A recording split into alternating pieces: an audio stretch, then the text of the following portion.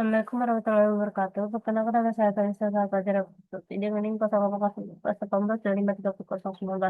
Di sini saya akan mengerjakan soal pertama. Program ini digunakan untuk mengelola data transaksi pembelian buku yang data receiver meliputi ID transaksi, nama pembeli, judul buku, jumlah beli, harga, satuan, dan total harga. Program menggunakan struct untuk menyimpan data transaksi serta array abstrak untuk menampung banyak transaksi. Selain itu, program melakukan perhitungan total harga, mencari transaksi terbesar, dan menghitung rata-rata.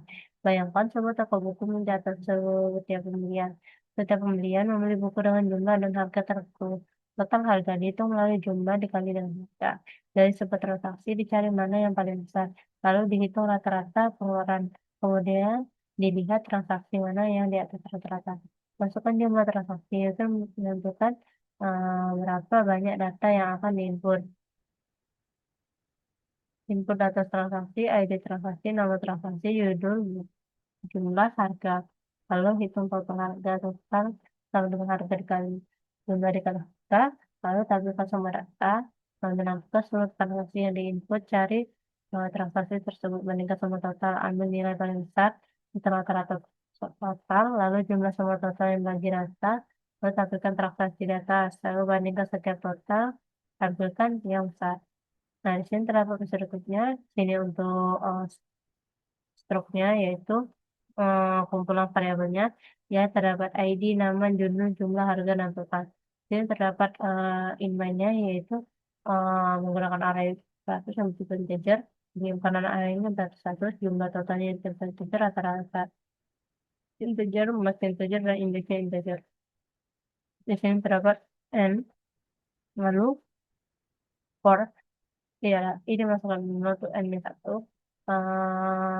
Menginput ini, lalu memproses ini, melakukan perulangan for terus, sampai tulis salah. Jika salah, maka dia akan ke uh, semua transaksi ini, lalu ke kondisi for lagi, kondisi n-1, 0 kurang dari n-1.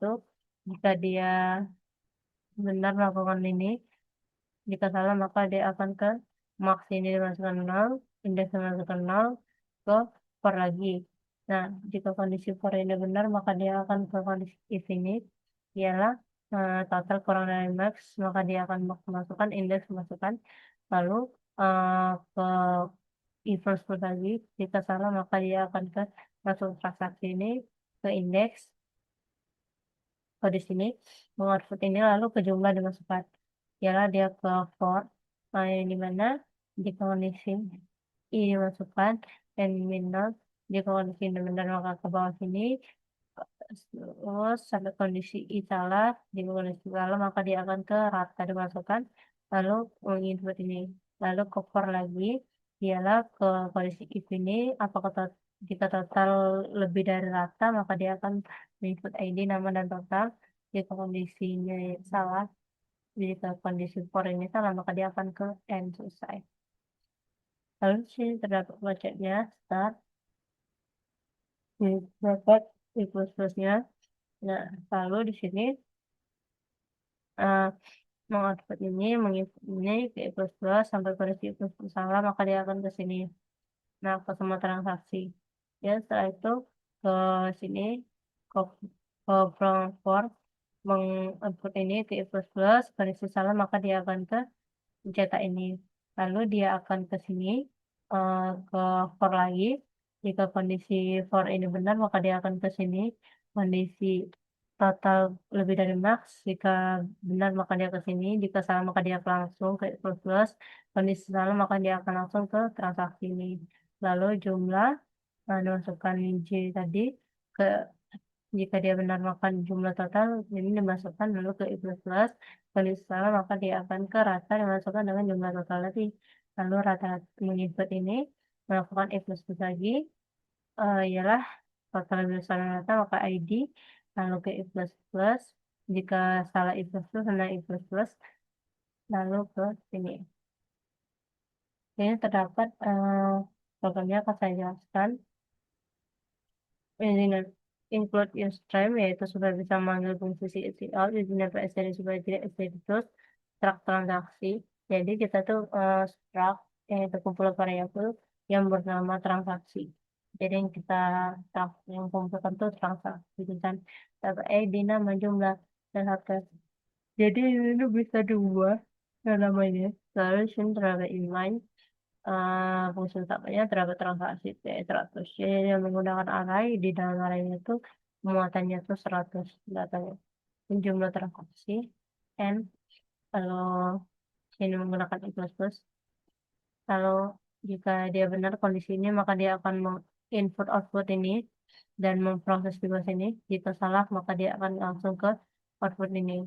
Lalu di sini kondisi for juga, jika dia benar maka input output ini, mau output ini, terus i plus plus terus mengulangi sampai kondisi salah. Jika kondisi salah, maka keluar dari perulangan tersebut. Lalu ke in max t total. Nah, ini dimasukkan ke indeks, lalu kondisi for lagi.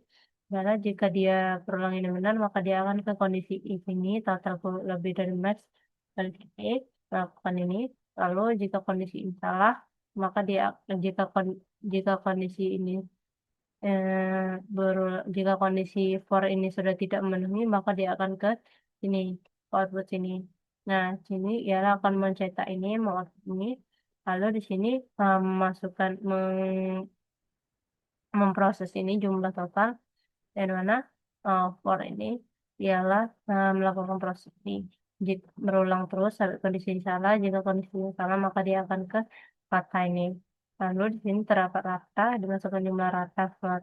Lalu akan mau output jumlah rata dan mau output di atas rata, for dan if. Ialah for ini eh, ialah melakukan for jika kondisi benar jika benar maka akan melakukan kondisi if ini sampai i tidak lagi memenuhi dengan n ini. Jika salah maka dia akan keluar dari log lalu ke n.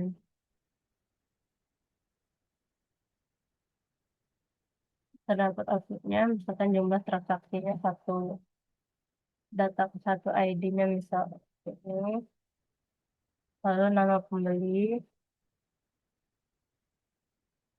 eh, judul buku,